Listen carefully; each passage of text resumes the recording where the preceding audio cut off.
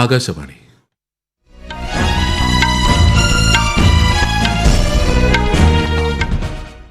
നമസ്കാരം. വാർത്തകൾ വായിക്കുന്നത് സുധിൻ സൈനുദ്ദീൻ.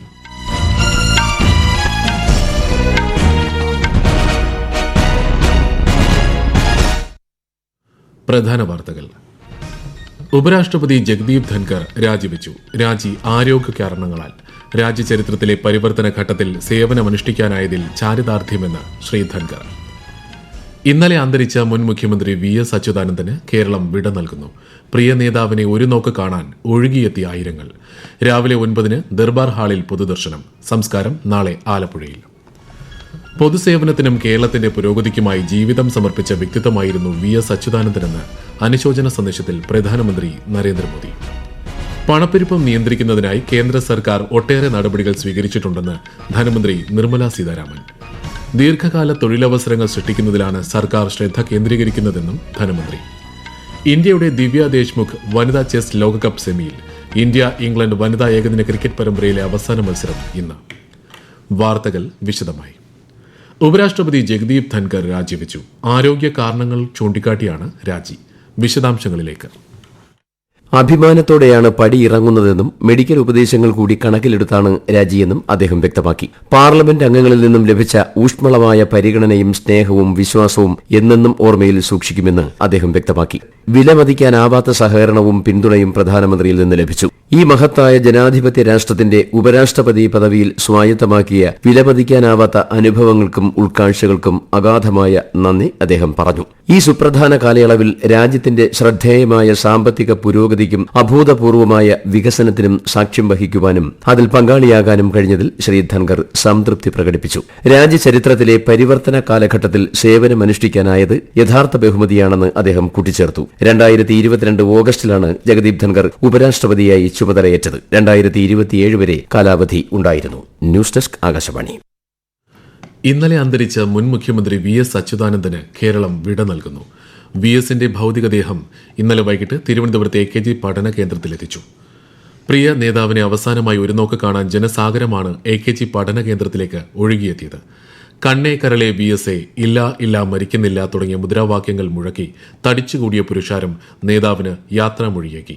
അതിവൈകാരിക രംഗങ്ങൾക്കാണ് AKG പഠന കേന്ദ്രം സാക്ഷ്യം വഹിച്ചത്. രാത്രിയോടെ ഭൌതിക ശരീരം വസതിയിലെത്തിച്ചു. നിയന്ത്രണമുണ്ടായിരുന്നെങ്കിലും VSനെ ഒരു നോക്ക് കാണാൻ വസതിയിലേക്കും ജനങ്ങൾ ഒഴുകിയെത്തി. വീട്ടിൽ നിന്ന് ഭൌതിക ശരീരം രാവിലെ ദർബാർ ഹാളിലെത്തിക്കും. പൊതുദർശനവും വിലാപയാത്രയുമായി ബന്ധപ്പെട്ട് തിരുവനന്തപുരം നഗരത്തിൽ ഗതാഗത നിയന്ത്രണം ഏർപ്പെടുത്തിയിട്ടുണ്ട്. ഒരു റിപ്പോർട്ട്. VSന്റെ ഭൌതിക ശരീരം ഇന്ന് രാവിലെ 9 മണി മുതൽ സെക്രട്ടേറിയറ്റിലെ ദർബാർ ഹാളിൽ പൊതുദർശനത്തിന് വയ്ക്കും. ഉച്ചയ്ക്ക് ശേഷം വിലാപയാത്രയായി ദേശീയപാതയിലൂടെ കൊല്ലം വഴി ആലപ്പുഴയിലേക്ക് കൊണ്ടുപോകും. അന്ത്യയാത്രയ്ക്കിടയിൽ വിവിധയിടങ്ങളിൽ പൊതുജനങ്ങൾക്ക് VSനെ കാണാൻ അവസരമുണ്ടാകും. തുടർന്ന് ഇന്ന് രാത്രിയോടെ പുന്നപ്ര പറവൂരിലെ വസതിയിൽ എത്തിക്കും. നാളെ രാവിലെ 9 മണി മുതൽ ആലപ്പുഴ ജില്ലാ കമ്മിറ്റി ഓഫീസിലും 10 മണി മുതൽ ആലപ്പുഴ റിക്രിയേഷൻ ഗ്രൌണ്ടിലും പൊതുദർശനത്തിന് വയ്ക്കും. ഉച്ചകഴിഞ്ഞ് 3 മണിക്ക് വലിയ ചുടുകാടിൽ ഔദ്യോഗിക ബഹുമതികളോടെയാകും സംസ്കാര ചടങ്ങ് നടക്കുക. അതിനുശേഷം സർവകക്ഷി അനുശോചന യോഗവും ഉണ്ടാകും. News desk Akashvani. മുൻ മുഖ്യമന്ത്രി VS അച്യുതാനന്ദന്റെ വിയോഗത്തിൽ അനുശോചനം അറിയിച്ച് പ്രധാനമന്ത്രി നരേന്ദ്രമോദി. പൊതുസേവനത്തിനും കേരളത്തിന്റെ പുരോഗതിക്കുമായി തന്റെ ജീവിതം സമർപ്പിച്ച വ്യക്തിത്വമായിരുന്നു VS അച്യുതാനന്ദനെന്ന് പ്രധാനമന്ത്രി അനുസ്മരിച്ചു. അദ്ദേഹത്തിന്റെ നിര്യാണത്തിൽ കുടുംബത്തിന്റെയും ജനങ്ങളുടെയും ദുഃഖത്തിൽ പങ്കുചേരുന്നതായും ശ്രീ മോദി സമൂഹമാധ്യമത്തിൽ കുറിച്ചു. മുൻ മുഖ്യമന്ത്രി VS അച്യുതാനന്ദന്റെ വിയോഗത്തിൽ ഗവർണർ രാജേന്ദ്ര വിശ്വനാഥ് അർലേക്കർ, മുഖ്യമന്ത്രി പിണറായി വിജയൻ, പ്രതിപക്ഷ നേതാവ് VD സതീശൻ തുടങ്ങിയവർ അനുശോചിച്ചു.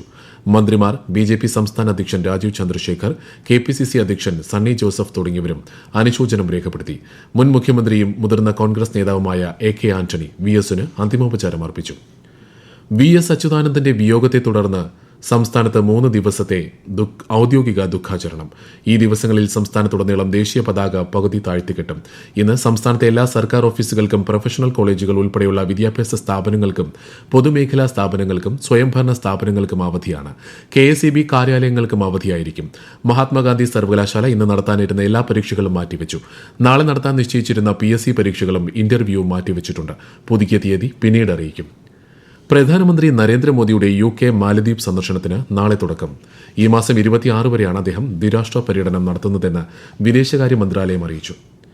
ഓരോ പോളിംഗ് സ്റ്റേഷനിലും 1200-ൽ താഴെ മാത്രം വോട്ടർമാരുള്ള രാജ്യത്തെ ആദ്യ സംസ്ഥാനമായി ബീഹാർ. നീണ്ട ക്യൂകൾ കുറയ്ക്കുന്നതിനും വോട്ടിംഗ് പ്രക്രിയ കൂടുതൽ സുഗമമാക്കുന്നതിന്റെയും ഭാഗമായാണ് നടപടിയെന്ന് തിരഞ്ഞെടുപ്പ് കമ്മീഷൻ അറിയിച്ചു.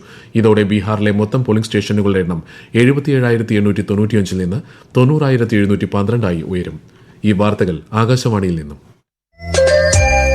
ആകാശവാണി വാർത്തകളും വാർത്താ അധിഷ്ഠിത പരിപാടികളും all India radio news Thiruvananthapuram YouTube ചാനലിലും at all India radio news Thiruvananthapuram Facebook പേജിലും AIR ന്യൂസ് _തിരുവനന്തപുരം ഇൻസ്റ്റഗ്രാം അക്കൌണ്ടിലും at AIR news _TVM X ഹാൻഡിലും ലഭ്യമാണ്. പാർലമെന്റിന്റെ വർഷകാല സമ്മേളനത്തിന്റെ ആദ്യ ദിനം പ്രതിപക്ഷ ബഹളത്തെ തുടർന്ന് ഇരുസഭകളും തടസ്സപ്പെട്ടു. ലോക്സഭയിൽ നടപടികൾ ആരംഭിച്ചപ്പോൾ തന്നെ വിവിധ വിഷയങ്ങൾ ഉന്നയിച്ച് പ്രതിപക്ഷം പ്രതിഷേധവുമായി രംഗത്തെത്തി. പഹൽഗാം ഭീകരാക്രമണത്തിലും അഹമ്മദാബാദ് വിമാനാപകടത്തിലും കൊല്ലപ്പെട്ടവർക്ക് ഇരുസഭകളും ആദരാഞ്ജലി അർപ്പിച്ചു. അന്താരാഷ്ട്ര ബഹിരാകാശ നിലയത്തിലേക്ക് വിജയകരമായ യാത്ര നടത്തിയ ക്യാപ്റ്റൻ ശുഭാൻശു ശുക്ലയെ ലോക്സഭാ സ്പീക്കർ ഓം ബിർള അഭിനന്ദിച്ചു. ഈ നേട്ടത്തെക്കുറിച്ച് വിശദമായ ചർച്ച സഭയിൽ നടക്കുമെന്ന് അദ്ദേഹം വ്യക്തമാക്കി. പഹൽഗാം ഭീകരാക്രമണം, ഓപ്പറേഷൻ സിന്ദൂർ എന്നിവ സംബന്ധിച്ച് ഉടൻ ചർച്ച വേണമെന്ന് പ്രതിപക്ഷ പാർട്ടികൾ ലോക്സഭയിലും രാജ്യസഭയിലും ആവശ്യമുന്നയിച്ചു. പാർലമെന്റിൽ എല്ലാ വിഷയങ്ങളും ചർച്ച ചെയ്യാൻ സർക്കാർ തയ്യാറാണെന്ന് രാജ്യരക്ഷാമന്ത്രി രാജ്നാഥ് സിംഗും പാർലമെന്ററി കാര്യമന്ത്രി കിരൺ റിജിജുവും ഉറപ്പു നൽകി. എന്നാൽ പ്രതിപക്ഷ ബഹളം കാരണം ലോക്സഭ പലതവണ നിർത്തിവച്ചു. ഉച്ചയ്ക്ക് 2 മണിക്ക് സഭ നിർത്തിവച്ച ശേഷം വൈകുന്നേരം 4 മണിക്ക് വീണ്ടും സമ്മേളിച്ചപ്പോഴും പ്രതിപക്ഷ പാർട്ടികളുടെ ബഹളം തുടർന്നതിനാൽ ഇരുസഭകളും ഇന്നലെ നിർത്തിവയ്ക്കുകയായിരുന്നു. രാജ്യത്ത് പണപ്പെരുപ്പം നിയന്ത്രിക്കുന്നതിന്റെ ഭാഗമായി സർക്കാർ നിരവധി നടപടികൾ സ്വീകരിച്ചിട്ടുണ്ടെന്ന് കേന്ദ്ര ധനമന്ത്രി നിർമ്മല സീതാരാമൻ. ദീർഘകാല തൊഴിലവസരങ്ങൾ സൃഷ്ടിക്കുന്നതിലും കുടുംബങ്ങളുടെ വരുമാനം വർദ്ധിപ്പിക്കുന്നതിലുമാണ് കേന്ദ്ര സർക്കാർ ശ്രദ്ധ കേന്ദ്രീകരിക്കുന്നതെന്ന് അവർ പറഞ്ഞു.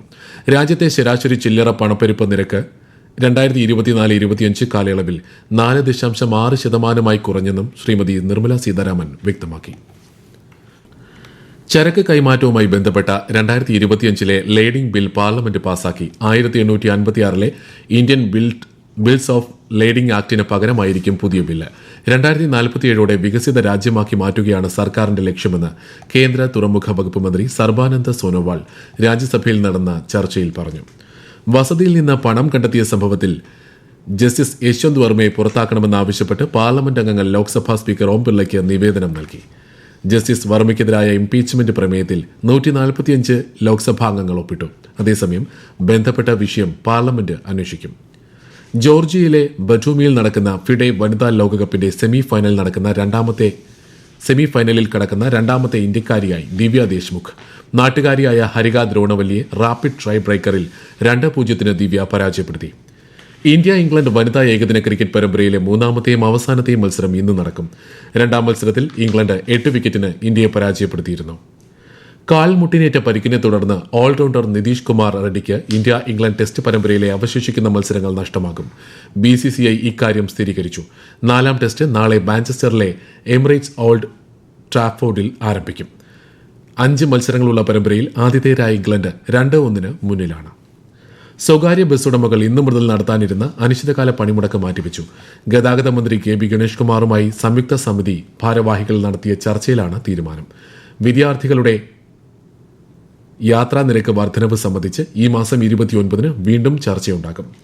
സംസ്ഥാനത്ത് മഴ ശക്തമായി തുടരുമെന്ന് കേന്ദ്ര കാലാവസ്ഥാ വകുപ്പ്. തിരുവനന്തപുരം, കൊല്ലം ജില്ലകളിലൊഴികെ മറ്റെല്ലായിടത്തും ഇന്ന് മഞ്ഞ ജാഗ്രത പ്രഖ്യാപിച്ചിട്ടുണ്ട്.